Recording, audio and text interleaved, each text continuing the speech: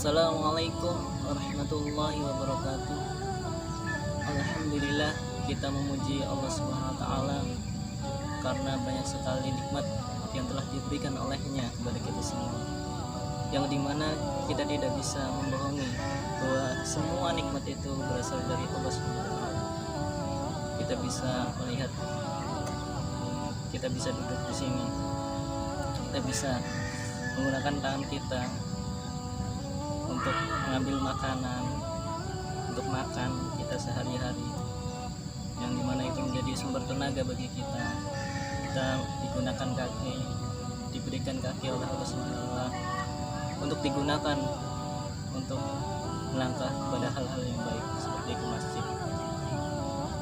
Dan semoga segala nikmat itu kita bersyukuri dan menjadikan kita untuk semakin taat kepada Allah Subhanahu wa taala. Materi yang akan saya sampaikan di sini adalah ilmu dan kekuatan. Bahwasanya Rasulullah Shallallahu Alaihi Wasallam bersabda, di sini riwayat Muslim dari Abu Hurairah, bahwasanya man salaka tariqan yaltamisu fihi ilman sahalallahu lahu bihi tariqan ilal jannah. Siapa yang menempuh jalan untuk suatu ilmu, maka Allah akan mudahkan ia menuju surga.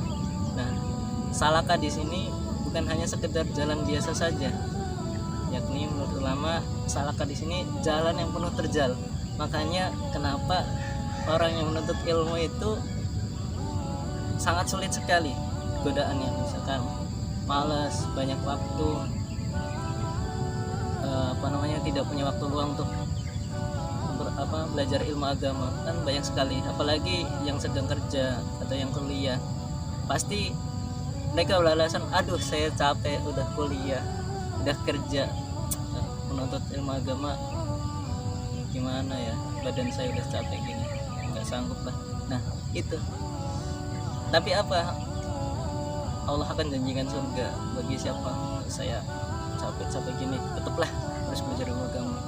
Walaupun tidak hadir di majelis ilmu, kan sekarang banyak tuh live ustadz-ustadz yang di Instagram, di YouTube. Nah itu bisa kita saksikan mereka. Iya, jangan sampai kita isi kehidupan ini tidak dengan ilmu, karena kalau tidak dengan ilmu ya bagaimana Allah menunjukkan kita jalan menuju surga. Nah seperti itu. Nah, Ibnu Rajab mengatakan maksud dari Allah mudahkan jalan menuju surga itu ada 4. Yang pertama adalah Allah mudahkan jalannya menuju surga. Kemudian yang kedua, Allah dengan ilmu itu Allah berikan hidayah, dan dengan hidayah itu Allah mudahkan ia menuju surga. Lalu yang ketiga, yakni Allah akan mempermudahkan ia memperoleh ilmu yang lainnya, dan ilmu yang lainnya itu pun jadi ilmu akan bertambah, dan akhirnya Allah mudahkan ia jalan menuju surga. Dan yang keempat, Allah mudahkan jalannya ketika ingin ke surga. Jadi ketika melalui sirat itu Allah mudahkan ia jalan menuju surga. Insyaallah. Itulah keutamaan menuntut ilmu. Jadi jangan sampai karena alasan capek kita nggak mau menuntut ilmu. Karena alasannya saya mau bodoh dari kecil, nggak tahu ilmu agama, kemudian nggak mau belajar ilmu agama. Nah, itu bukan suatu alasan yang bisa dibenarkan. Nah, kemudian kekuatan. Jadi kita tidak hanya sekedar belajar ilmu agama saja, tapi kemudian nggak punya kekuatan, lemah gitu. Itu sangat dibenci oleh Rasulullah. Bahkan Rasulullah mencintai orang yang kuat, bukan orang yang lemah. Jadi selain belajar ilmu agama, kita juga harus melatih fisik kita, seperti berolahraga, berkuda, berpanah, atau yang laki-laki senang main futsal dan lain sebagainya. Itu.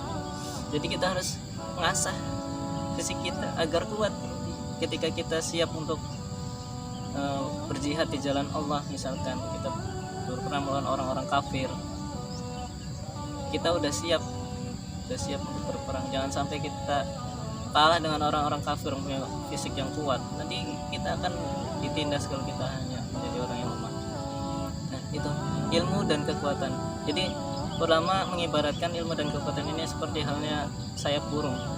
Sayap burung ada 2. Pertama ilmu dan kekuatan. Nah, Jika salah satunya itu tidak ada atau rusak atau sakit, maka apa, burung tidak bisa terbang, akan set dan terjatuh ke bawah. Nah seperti itu.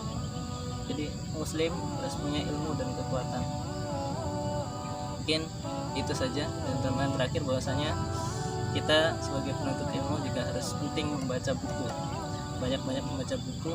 Dengan membaca buku kita banyak wawasan, karena banyak sekali orang hanya belajar ilmu agama itu instan, maunya yang cepat-cepat jadi karena udah ada kemudahan belajar di internet, belajar di YouTube, Instagram dan sebagainya, sehingga melupakan ilmu-ilmu yang seharusnya dipelajari dengan mendalam gitu.